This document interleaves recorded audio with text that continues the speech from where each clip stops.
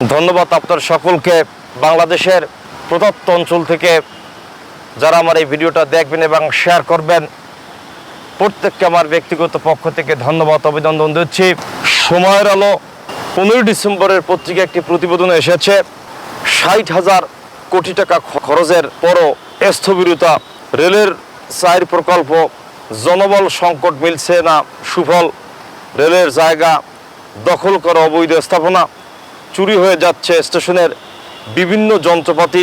আজকের এই সময়ের আলো পত্রিকার সার্কামস্টান্স আমরা দেখতে পাচ্ছি যে বাংলাদেশের রেলওয়ে 29টি প্রকল্প চলমান রয়েছে। এসব প্রকল্পে এ পর্যন্ত 1,24,349 কোটি টাকা খরচ হয়েছে। এর মধ্যে 4টি বড় প্রকল্পের কাজ প্রায় শেষের পথে। এ 4 প্রকল্পের ইতিমধ্যে 60,000 কোটি টাকা ব্যয় করা হয়ে গেছে। এই বিশাল অঙ্কের অর্থ খরচের পরও প্রকল্পগুলো স্থগিত হয়ে আছে। জনবল নিয়োগ না দেওয়ায় সংকট আরও বেড়েছে। রেলের বিভিন্ন সরঞ্জাম চুরি হয়ে যাচ্ছে, স্থাপনাগুলো নষ্ট হয়ে যাচ্ছে, রেলের জায়গা বেদখল হয়ে যাচ্ছে। পরিকল্পনা মন্ত্রণালয়ের অধীন বাস্তবায়ন, পরিবীক্ষণ ও মূল্যায়ন বিভাগ ও অডিট অধিদপ্তরের প্রতিবেদনে এসব চিত্র উঠেছে। অথচ এসব প্রকল্পের চলতি বছরের নভেম্বর পর্যন্ত মোট খরচ হয়েছে 60,503 কোটি 38 লাখ টাকা। আজকের এই পত্রিকার ডিটেলস পড়লে আমরা যেটা দেখতে পাচ্ছি যে বাংলাদেশ রেলওয়ে বিভাগের বিভিন্ন প্রকল্প বাস্তবায়ন করা হয়েছে এবং এই প্রকল্প বাস্তবায়ন করার পরেও জনবল সংকটের কারণে বিভিন্ন ধরনের সমস্যার সম্মুখীন হয়েছে।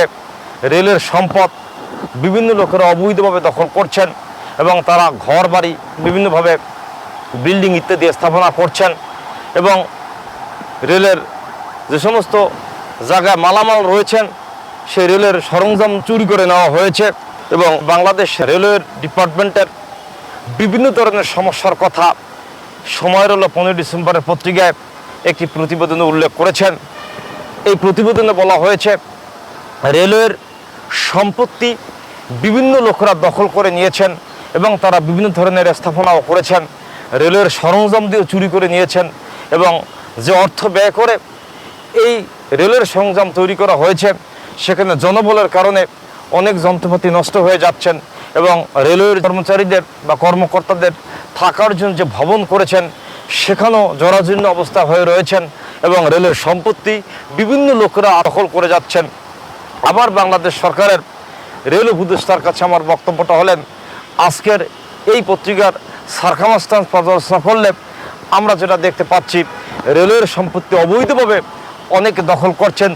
আমার আপনার কাছে বক্তব্যটা হলেন, আজকে আপনারা অন্তর্বর্তীকালীন সরকার হিসেবে এই 4 মাস ক্ষমতায় রয়েছেন এবং এই 4 মাস ক্ষমতা থাকা অবস্থায় আপনাদের এই রেলের সম্পত্তি যে আপনাদের আমলে উদ্ধার হচ্ছে না সে বিষয়ে আপনারা কি পদক্ষেপ নিয়েছেন রেডিও টেলিভিশনে বা পত্রপত্রিকায় বিজ্ঞপ্তি দিয়ে আপনারা বাংলাদেশের গণমানুষের কাছে উপস্থাপন করতে পারেন।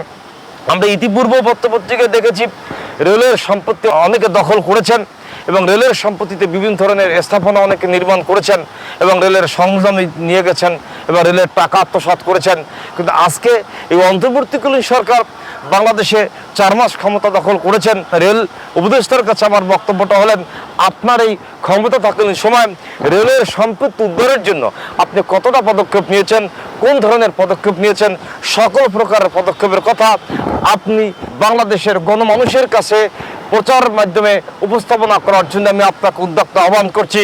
পাশাপাশি যারা বাংলাদেশের প্রদত্ত অঞ্চলে রেলের সম্পদ দখল করে নিয়েছেন এবং রেলের সরঞ্জাম যদি যারা চুরি করেছেন, রেলের অর্থ যারা আত্মসাৎ করতেছেন তাদের বিরুদ্ধে কঠোর ব্যবস্থা গ্রহণ করার জন্য আপনাদেরকে উদ্যোক্তা আহ্বান করছি এবং অবিলম্বে রেলের সম্পত্তিতে যারা বিভিন্ন ধরনের স্থাপনা নির্মাণ করেছেন আইন অনুযায়ী সকল প্রকার স্থাপনা সরকারের নিয়ন্ত্রণে আনার জন্য এবং রেলের সম্পত্তি উদ্ধারের জন্য আমি সরকারকে উদ্যোক্তা আহ্বান করে আমি আমার সংক্ষিপ্ত বক্তব্য শেষ করছি।